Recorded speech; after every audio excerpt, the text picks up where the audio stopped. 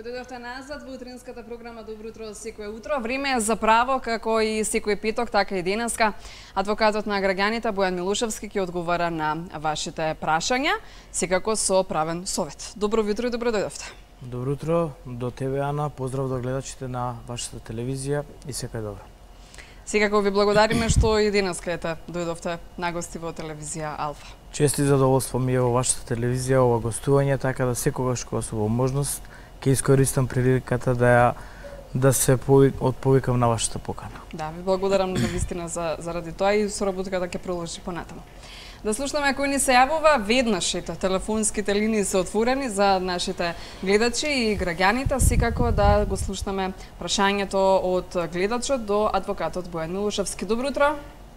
Добро утро, секое утро. Поздрав голем до хуманиот адвокат, кој што сака да не удоволи на нашите прашања. Доволно е совет што ќе ни даде и што ќе ни упати каде да се обратиме. Се јавувам од село Бродец, Скопска Црна Гора. Сите давачки ги имаме платено кон државата и легализирана гражда. Немаме ништо пружено од општината. Чак плачаме, се извинувам, чак плачеме улично осветлување кое го немаме. Со години го плакаме и се вика сега од 10 ќе го ставам, уште малку почекайте ќе ставам. Вода на 3 километра од нас е водата, тече од страна од кај чешмите, не превзима мерки, водовод немаме, имаме бушотини која денес ја имаш, утре престанува, а плачаме данок. Врз основа на тоа наплаќа данок, дали нешто не е удоволено. Ни пат направено. Патот е направено од ДНА уште 79-та. Ништо. Патот го чистиме сами. Собирам ја пари за да го очистат приватно патот. Па што може да се направи и да се преземат мерки? Го слушам градоначалникот на Билимбегово. Спака му чат. На општина Петровец. Значи е за секоја пофалба. А овој нашиот ништо ни нема пружено, а 180 викенд куќи сме. И има и куќи кои што живееме тука и ништо зимно време не ни се чисти патот од снег. Што ние зашто плачаме данок? Не ми е јасно. Добро, го слушнавме прашањето, да го слушнаме и советот од адвокатот Бојан Милушевски. Ви благодариме за јавувањето. Така, во право е гледачката. Значи, за она што го плаќаат граѓаните, дали како само придонес на времето за да се изградат овие локални инфраструктурни објекти, како што се водовод, канализација или улици, секако дека државата, односно во поново време локалната самоуправа требало да ги изгради овие објекти. Меѓутоа, доколку тоа не го сторила, а верувам дека за општината каде што живее, односно поточно каде што кажа гледачката за Бродец, постои урбанистички план, односно било каква и да е урбанистичко-планска документација, урбанистички план за село, конкретно. Во тој случај, законот дава на тој начин можност, а и обврска за единицата за локална самоуправа да изгради оваа инфраструктура, бидејќи доколку постои ваков акт, во секој случај таа инфраструктура е предвидена. Нешто што е предвидено представува обврска за локалната самоуправа истото да го реализира. На тој начин, предпоставувам дека и самото населено место има определен начин на здружување како местна самоуправа или сличен облик, така што предлагам да се обратат до наведената општина со еден поднесок во смисла на тоа да ги наведат сите овие проблеми, како и законската обврска која што произлегува за локалната самоуправа за реализирање на овие инфраструктурни објекти, со кои што би се олеснило животот на граѓаните. Инаку што се однесува до конкретно до уличното осветлување, бидејќи посочи гледачката дека истото го плаќаат, а истото го немаат, чинам дека беше уредено ова во Законот за комунални дејности, каде што доколку нема поставено улично осветлување во определено населено место, дали се работи за локална улица или сервисна стамбена улица, тогаш во тој случај доколку се констатира и на лице место дека таква е фактичката состојба, значи граѓаните може да бидат ослободени од овој надоместок. Меѓутоа, еве, да се надеваме, бидејќи добиле уверување, односно ветување од локалната самоуправа дека ќе биде тоа изградено, дека ќе биде реализирано и тоа улично осветлување. Значи во секој случај, апсолутно. Да. Верувам гледачката е задоволна и од правниот совет од Бојан Милушевски. Добро утро, заслениот наш гледач. Добро утро. Повелете со прашањето. Сега ме прашам да кажат колку пати може да се суди за судење во разумен рок. Еднаш сме судели, ама судењето продолжува до 13 години. Во која фаза, во колку апелација се враќа, Врховен суд имате или како? Не, немаме пресуда никаква, не е ни почнато. 12 години помина. Добро. Тоа зависи колку од вас се работи. Аха. Бе, јас колку што знам таму дека веќе имаше некои пресуди. Ама тоа во Змис колку еден има пресуди, во Змис колку два не ни... Само изјави сме дали во 12 години. Имаме судено за судење во неразумен рок, добиено средства, кој 30.000 и кој 60, меѓутоа 13 години не е мрднато. Добро. Ви благодариме за јавувањето, да слушнеме што били адвокатот. Па видете, значи како и да е, во секој случај таа постапка мора да продолжи. Не знам искрено во која фаза е, јас мислев дека е таа завршена постапка, ја не сум дел од одбраната на ниту едно од тие лица кои што беа обвинети. Меѓутоа, како и да е, во секој случај граѓаните подоцна, односно овие луѓе кога ќе заврши постапката, имаат право да се обратат и до Меѓународниот, односно Европскиот суд за човекови права во врска со повредата на судење во разумен рок.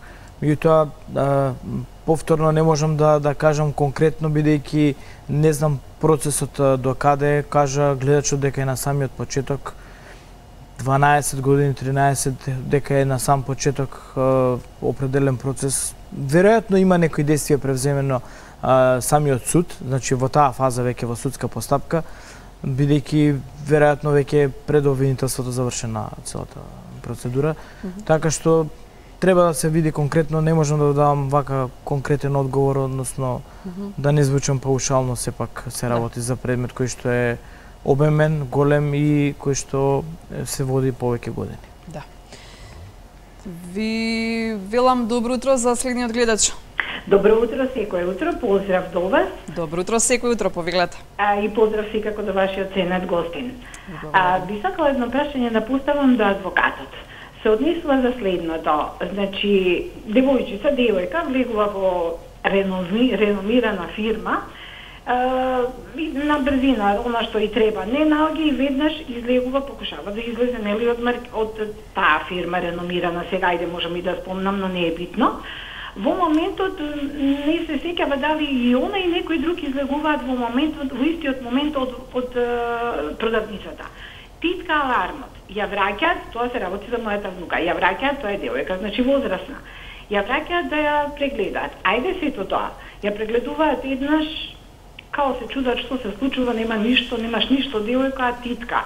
Ја прегледуваат, тоа се случува пред каса, каде што има многу народ, значи во дуќанот, кој е тој плам, каде е тука углед, достоинство нарушено, не можам да ви кажам, толку сум револтирана. Ја проверуваат уште еднаш, тоа е 2 пати пред касата, згора на тоа им велат оди во магазин, одат во магазин повторно комплетно, она вели ама вратите камера, значи јас имам само влегов и излегов, значи не најдов тоа што ми треба. Имам само клjuč, новчаник и телефон. Оние носат во магазинот, ја прегледуваат као повторно скроз, ја враќаат назад уште 2 пати пред каса, па повторно во магазин, значи 6 пати проверување. На крај, за да мислам однесувањето, да не ви објаснувам како тоа е катастрофално, кога излегува веќе не е титка, значи се работи за нешто што или во меѓувреме некој исто поминал, ме интересира кои се правата, што би требало да се направи за да навистина тоа е еден таков блам, такво едно нарушување на углед и достоинство пред толку народ, вие да ве бламираат, поготоа што ви велам не се работи за детенце, се работи за девојка, која што вели ја ќе пропадне во земја. Збора на тоа, значи нема ништо најдено кај нејзе. Може би да, ако вратите камера па сте сигурни дека еди кој си икс особа, нешто некаде може би скрила, па вие ќе однесете во магазин и навистина ќе најдете нешто што таа особа из икс нешто земала. Но вака, каде што е се чисто и толку малтретирање, ја стварно би го замолила вашиот ценет гостин, ако може да ни помогне. Ви благодарам однапред многу и поздрав, убав ден. Ви благодариме и вам. Убав ден. Вака. Значи, во вакви случаеви, поголемиот дел од продавниците каде што го имаат овој безбедносен систем, претпоставувам дека имаат и своје обезбедување. Значи, тоа е дел од протоколот за работа, обезбедувањето како и безбедносните камери. Во секој случај, значи, обезбедувањето што е на продавницата, односно на правниот субјект, доколку се посомнева во вакво нешто, односно доколку, како што каже гледачката, сигнализираат определените овие уреди за потенцијална кражба, доколку сигнализираат ваков настан, секако има право лицето кое што е задолжено за обезбедување, бидејќи поседува определени протоколи и правилници на работа, да побара да го отстрани, односно да го тргне на страна лицето за кое што се сомнева дека тоа треба да направи. Меѓутоа, она што сметам дека е во право гледачката, дека тоа треба да се направи на еден достоинствен начин, на еден начин каде што нема да го забележат останатите купувачи или оние кои што се затекнале на лице место во самиот објект, бидејќи ваквиот претрес, кога ќе се посомнева определено лице овластено за спроведување на редот во локалите и продавниците, не значи дека го лишува од слобода или од правото на слобода лицето кое што го претресува. Значи, тука има разлика, меѓутоа и таа граница е можеби тенка на лишување од слобода и она што значи претрес, односно спроведување и вршење на своите работи и работни задачи од страна на лицето. Значи, се знае да лиши од слобода може само определена структура, односно Министерство за внатрешни работи, припадници на финансиската полиција, царинската управа и така натаму, кои што имаат посебни овластувања и надлежности. Овдека, во овој случај, она што сметам дека требало да го направи гледачката, односно незината внука, е во моментот, бидејќи веќе почнала да се соочува со некоја голгота и малтретирање, слободно можам да кажам, требало да повика адвокат, доколку го има некој близок, семеен и така натаму. Во тој случај, адвокатот, постапувајќи исто така по своите овластувања, е должен и да го легитимира, односно може да побара да го легитимира лицето кој го врши претресот, а исто така и да присуствува на самиот претрес и начинот на кој што се извршува овој претрес. Сакам да кажам, за да не дојде до определена злоупотреба на правото кој што го дава законот за вршење на претрес, односно на лице кое што е сомнително во вакви случаеви. Во секој случај, доколку гледачката смета дека е нарушено и повредено незиното право, правото на слобода, во тој случај мислам дека може да побара правна заштита пред судот заради нарешениот чест и углед, бидејќи ова се повторувало во континуитет во краток временски период пред очите на поголем број на луѓе, така што за нарушување на честа и угледот, доколку постојат определени доволно докази, сметам дека може да побара правна заштита. Секако тука ќе се искористат и како докази материјалите од безбедносните камери, за да се види, да се опише целокупната ситуација, фактичката состојба и она што би било решителен факт за судот, за да досуди дека навистина е нарушен честа и угледот на гледачката, односно на странката. Да слушнаме и прашање до нашата редакција кое е пристигнано малку подоцна. Имаме гледач веќе на линија кој не чека. Добро утро за следниот наш гледач. Повелете со прашањето до адвокатот Бојан Милушевски. Дали сум уклучена? Да, вие сте, повелете. Да.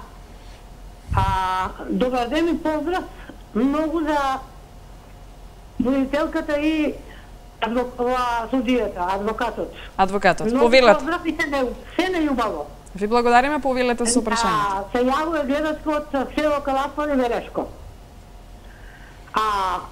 Вода, никако вода немаме. Од 3-4 дена вода нема. 70, мажот ми е 80 години, јас сум 76. Вода нема од кај вода да донесеме, да се измиеш, да се како човек да бидеш. Добро, се пожаливте ли до локалната самоуправа сега? Жали се ти ако се немаш работа. Нема интерес, не е прва година. Тајна само тера воздух. Каде рековте поточно местото? Долно Калафари. Водата само воздух кој има понекогаш кој ќе пуштат доле, ниското, само кај нас е само вода, воздух. И вода 1500 плакаш, а вода немаш. Добро, колку време немате вода? И минатата година е годинава. А во овој ист период, во летниот период? Летен период, ама има плантажи со дрва, со сад, ги валат, па нека се заинтересира малку градоначалникот. Нека обрнем внимание за нас старите, ако не други. Тоа е Велешко, така убаво слушнав. Да. Добра. А што ве велат од локалната самоуправа? Зошто немате вода? Ни градоначалник, министр, никој шоко се жалат. Бадијата е. Се собреа луѓе отидоа се кај него таму, не реагира ништо. Добра. Да слушнаме што вели адвокатот. Најпрвин, па ќе се позанимаваме и ние со оваа тема. Така, видете, правото на чиста вода, правото на чист воздух и така натаму се основни човекови права загарантирани и кај на суставот на Република Македонија. И тоа овдека гледачката начина еден друг дел во смисла на она што можеме да го кажеме како проблем, зошто гледачката и незините, да речеме, соседи или соселани во населеното место немаат вода. Како што кажа дека се наводнуваат плантажи и површини. Токму тука сметам дека локалната самоуправа или пак локалното јавно комунално претпријатие за водоснабдување, кое што екзистира на даденото подречје, треба да има својата првенствена улога, во смисла на тоа дека онаа вода која што е питка и здрава за пиење, чиста и здрава за пиење, не може да биде предмет, односно се искористува за наводнување на плантажи. Си има процедура, си има правило која вода, значи, оди за тој дел. Така што сметам тука дека треба да се обратат не само до локалната самоуправа, него и до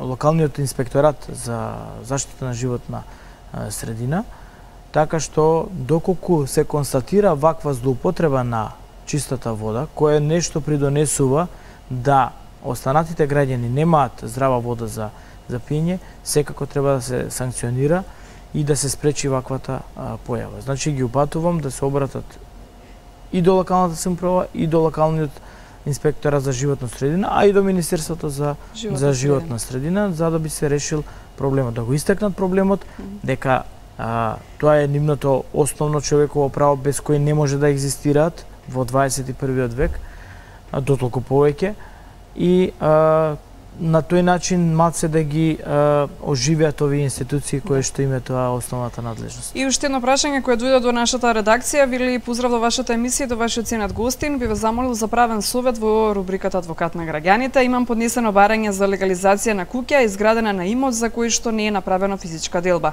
Добив согласност од сите сопственици, освен од еден кој е починат.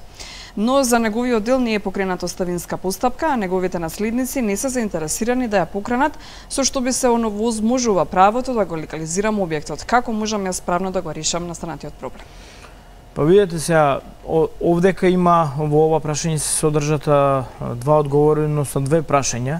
Прво, дали барателот кој што побарал да се легализира објектот е сосопственик и на останатиот дел од објектот, доколку има дел кој што на објектот е легален, односно со правен статус, веќе направен, и дали на тој легалниот дел се сосопственици, односно постои некаква сопственост, па добил согласност од тие сосопственици или сопственици, или пак чисто се работи за легализација на објект врз кој што лежи на земјиште, каде што постои сосопственост, како што кажал и гледачот на останатите, но во секој случај оној кој што не му дава согласност, односно кој што не е во можност да му даде согласност од овие причини, бидејќи е веќе починат, секако треба неговите наследници да се стекнат со правото на сосопственичкото право, да се стекнат, па потоа да ги регулираат понатаму овие односи, но и доколку не се заинтересирани наследниците или потенцијалните наследници на оставителот, во секој случај, доколку има правен интерес барателот за легализација, може да ја покрене оставинската постапка, каде што судот по службена должност, односно преку нотарот сега, ќе си постапи и ќе се отвори оваа постапка за расправање на оставината. Да. Ви благодарам за вашето денешно гостување и секако за правните совети до нашите гледачи. Ви благодарам и на вас на поканата.